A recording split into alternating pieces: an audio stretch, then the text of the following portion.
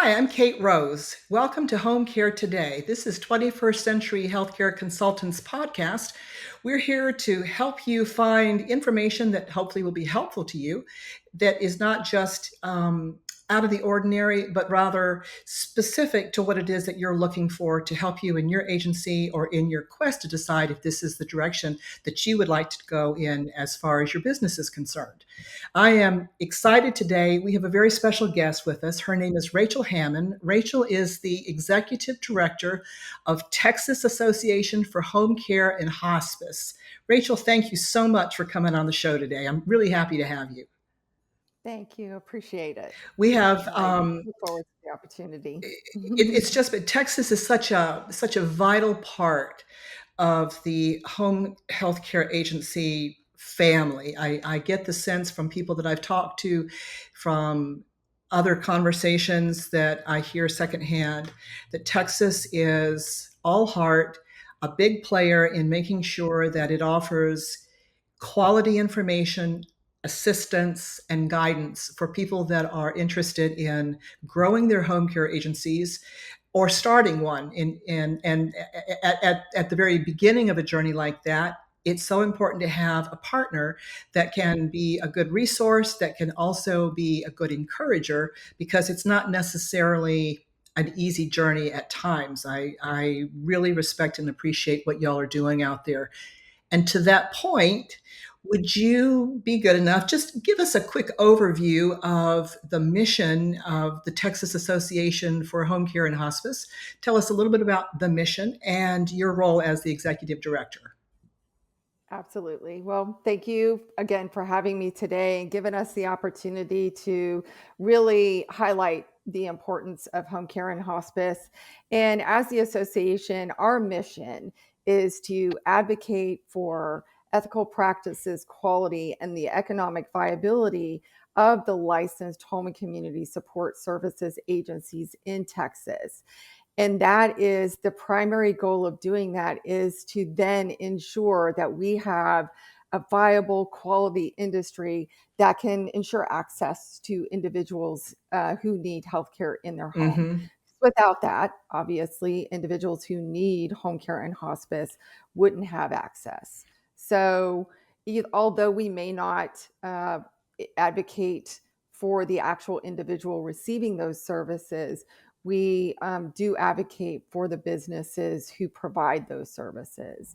And our mission is to ensure that they're economically supported, as well as supported in delivering the high quality care. Mm. Because at the end of the day, the consumer or the person at the end of all of that really should be able to depend upon high quality care when they need it the most. Right. And of course, that includes, when you say high quality, you're talking competent, safe, Yes. legal, Hmm. and up Yes. to all of the codes and classifications necessary to be a safe business for someone to trust their loved one with or themselves. Mhm. In the place that is where they are really the most vulnerable, not only in their health condition primarily, but in just their personal Mm. space. I mean, you're entering someone's home, Hmm. and to ensure that all the agencies are well equipped to provide that kind of care. Rachel, what are some of the concerns that you hear from your clients who are working with families, with individuals out in the field, as regards that very special privilege, but also that challenge of, like you said, going into, it's almost going into someone's sacred space. It's their home, it's their private world, it's where they have always been able to feel safe, and yet now vulnerable in a healthcare position, perhaps, but having, in essence, a stranger come in to take care of some of their most personal needs. To us about that just a little bit. Well, certainly, home care and hospice agencies face a lot of challenges from the regulatory perspective as well as the financial perspective. And so they're having to deal with that on a day to day operational basis while also focusing on what they're doing for individuals in the home. Hmm. And so, what we do as an association is work very diligently to address all of those kind of regulatory burdens, ensure that they're appropriate and that they're just not so onerous that they're taking away from what it should be the primary mission of the home care agency, which is to provide the best care possible to their clients. And so that's a balancing act when you're going into individuals' home. And, speaking as a nurse, and I am a licensed nurse as well. And I started my career in the home care world in the homes. Mm-hmm. And so, um, and it is so it's frustrating, right? As a clinician, that you have all of these things that you have to get done or kind of check the box on. And you feel like, am I, as a clinician, providing my best care to this individual? Because I was really worried about the time I'm spending here, what boxes I'm checking, am I doing all my documentation correctly, all of these kind of exterior things.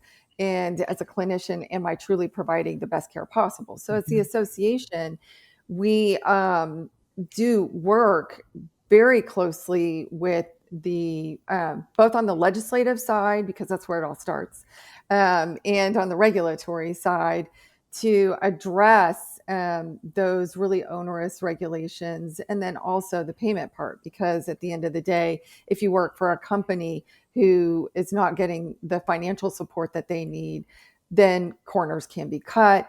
It's really, really hard. You might have a higher caseload. There's a lot of things that can happen if financially home care agencies aren't supported. You mentioned legislation. Could you tell us, are there any legislative or regulatory changes on the horizon that providers should be aware of? So, if you've been in home care for any particular amount of time, then there's always a regulatory change around the Mm, corner, and there's always a legislative change around the corner. It is an industry in constant change right now, and I think that's what makes it so difficult. So, if you're new mhm, and you're considering coming into this business, going into this business with your eyes wide open about the just the regulatory changes that happen all of the time, as well as the legislative changes. So we've seen a lot mhm, about Medicare and Medicaid right now in the news. And so home care and hospice agencies, the thing that's really unique about home care and hospice agencies, if you step back and you look at this industry across the continuum of care, one of the things that's really unique about this industry in particular is the primary payer sources are Medicare and Medicaid. So, yes, there is a private pay industry out there, and we're seeing that actually grow um, quite quite fast, a mm, lot faster than we're seeing the part of the industry that does home care and hospice. However, if you are in the realm or the business line mhm. that provides services through either Medicare or Medicaid, the regulations are constantly changing. So we every year you have a payment update rule where they not only address your payment issues, but a lot of policy issues on the home health side. Likewise, on the hospice side, they just released the hospice payment rule as well. And then on the state side, all of us are in the same boat on the state side. Every single one of the entities that provide services in the home, whether you do so private pay, meaning that I don't really work with the government at all, I'm just going to do private pay services, whether you're hospice, whether you're home health, whether you take care of children in their home, and primarily deal with uh, a pediatric Medicaid Mhm. or community care, every single one of those entities must be licensed and licensed by the state. So we're all licensed the same way. You all have to go through that process of licensing and follow the licensure rules.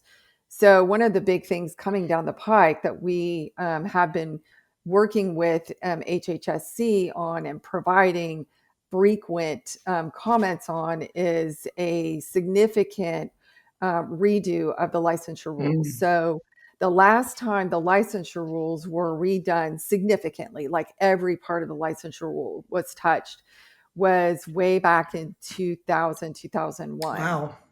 The that was the really big, and they've been tweaked over time in certain areas depending on legislation, but, this is going to be another very significant update to the licensure rules. So we anticipate that those will be coming out sometime this summer. Because we've been giving so many informal comments, we did see an advanced copy of these rules last year, and gave a significant amount of informal comments. And that's one of the things that we do, of course, as an association as well. We have very good relationships with our state agency, the regulatory body Hmm. for these businesses. And we've been able to continue to give feedback. And they will take the feedback, they'll go back, they'll bring back language and say, does this address this concern? That sort of thing. So we've had the opportunity to give a lot of feedback. Not to say that there isn't more to give Hmm.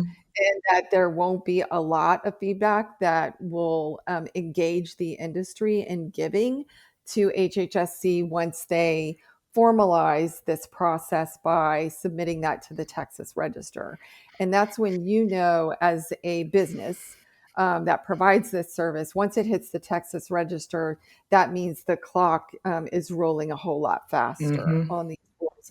And we'll see those come out probably in the summer.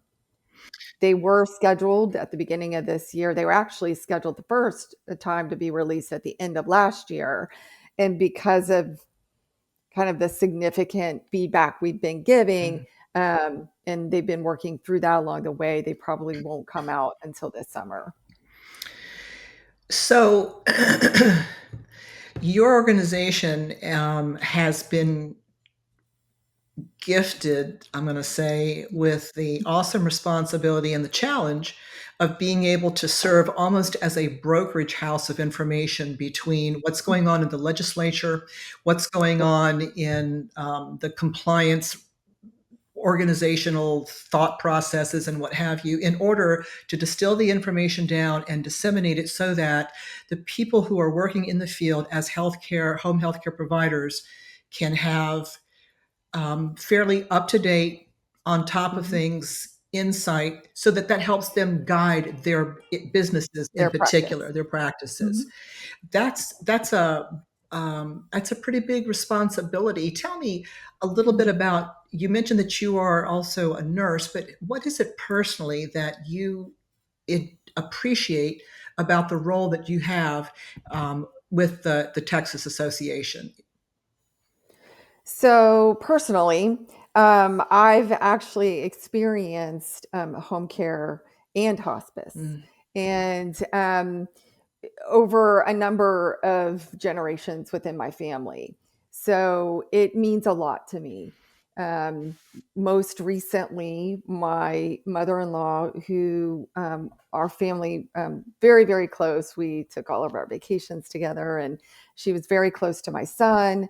Um, she and I had an exceptionally close relationship for many, many years. And she was recently diagnosed with cancer, sorry. and yeah, and so she spent the last year of her life in our home Mhm, and was never alone. We took care of her until her death, and she died in our home with all of mhm, us. And I consider that an enormous privilege to have been able to do that, because I've seen it happen the other way, mhm, where my grandmother unfortunately passed away in a nursing home. That was a completely different experience.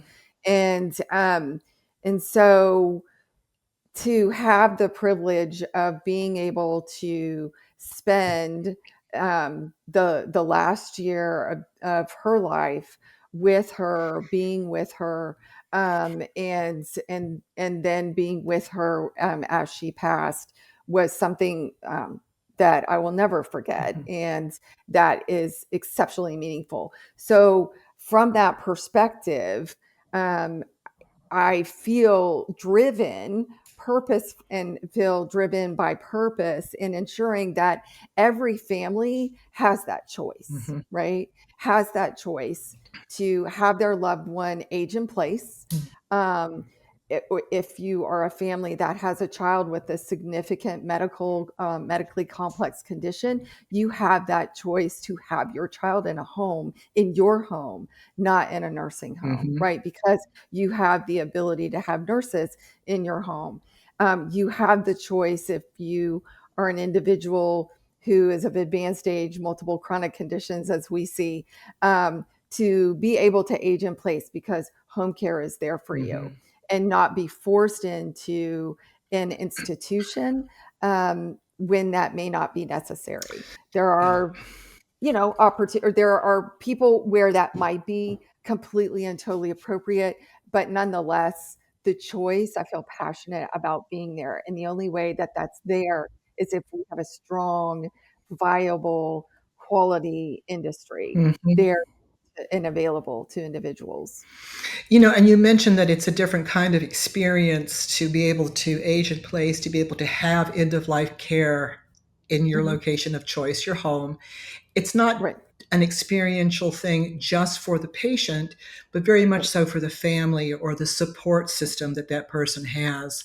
My right. husband and I cared for my father until he passed away in our home a couple of years ago. Mhm, And it was his wishes, but we were only able to fulfill his wish because we had the quality care and backup from in home care that was available to us and my father at that time to help him go through that part of his life and for us to be able to be there with him as well. So I respect the industry immensely for being able to offer not just options for care, but also the opportunity for dignity and mhm, respect at what can be mhm. at times, in some cases, a very difficult and haphazard, I'll say, experience for everybody involved. And that's not Yeah, necessarily a good thing. So yeah. I can appreciate what you all have been through with your family as well. Rachel, Mhm, I've got a couple more quick questions. The first one is mhm, if somebody wants to get in touch with you, if they want more mhm, information about the Texas organization or just this lifestyle vocation in general, and they're in the Texas area and they'd like more information mhm. from you all, how do they get in touch with you? So we have a number of ways. We have membership at tac.org. So it's a great email. It's monitored email to send us, your interest. You can go to our website. It's www.tahch.org. Okay. So they can contact us that way. We also have our phone contact Mhm. information that people are free to utilize at any point in time. Right there on our website, we have a lot of information on that website. We have information about all of the services that we provide. In addition to kind of being that industry advocate, there are so many things that we do directly for home care agencies. We have regulatory experts on staff who are available to answer questions for our membership at any point in time. We do free monthly compliance webinars. We have free online webinars. We have Wow. uh, free sample tools for people who might be looking for a sample tool or a policy and procedure.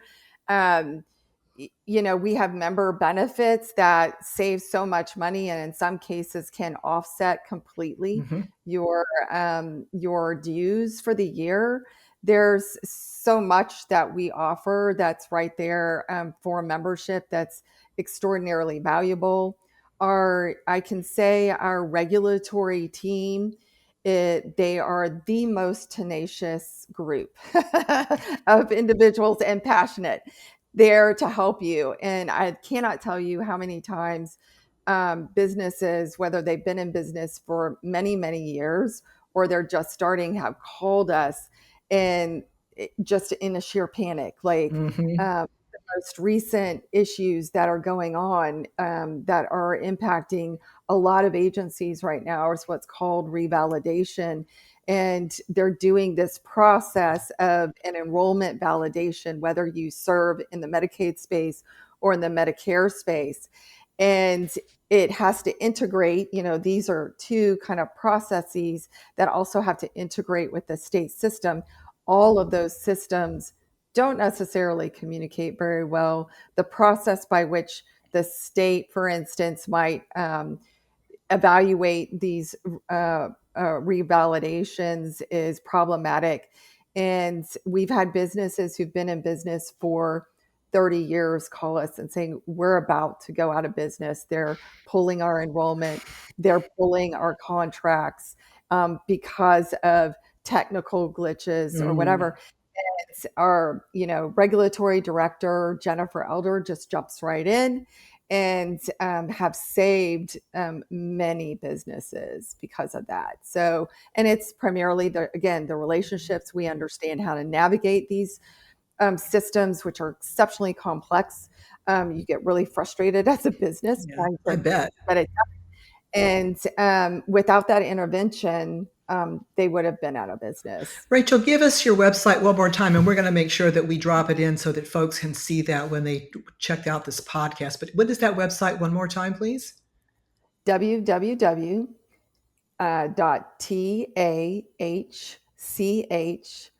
tahch.org. Fantastic.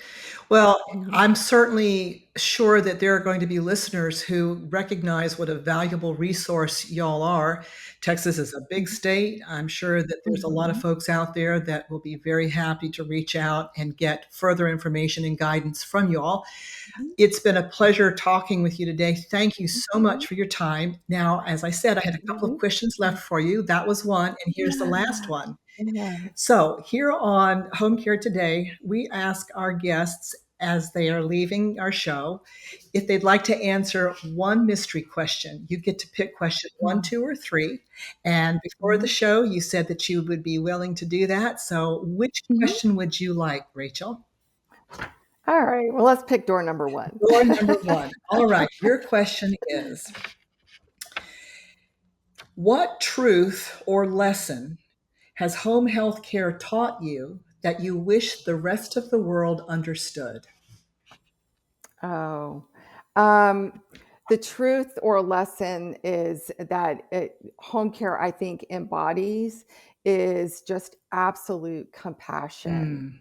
Mm. That's, I've seen the compassion play out in individuals time after time after time, in caring for people in their homes in every possible situation, good, bad, or scary at times. And the compassion, and to know that the humanity of that compassion, that truth that is in all of us. And I see it play out in home health all the time. Mm. That's a really, really good word. Thank you for giving us that insight out of your own personal experience. And I'll agree with you. I believe that we're all here on the planet to do some good, leave the world a better place. And the best way we can start out by doing that, and even if we're scared, we have resources such as your organization, yourself, and your colleagues to help us to step into those places where we can make a difference. And compassion is what we can bring moving forward. So thank you so much for your time. I look forward to perhaps talking with you again. Audience, thanks for joining us today. I'm Kate Rose. You've been with us on Home Care Today, 21st Century Healthcare Consultants official podcast. We look forward to seeing you again. In the meantime, take good care.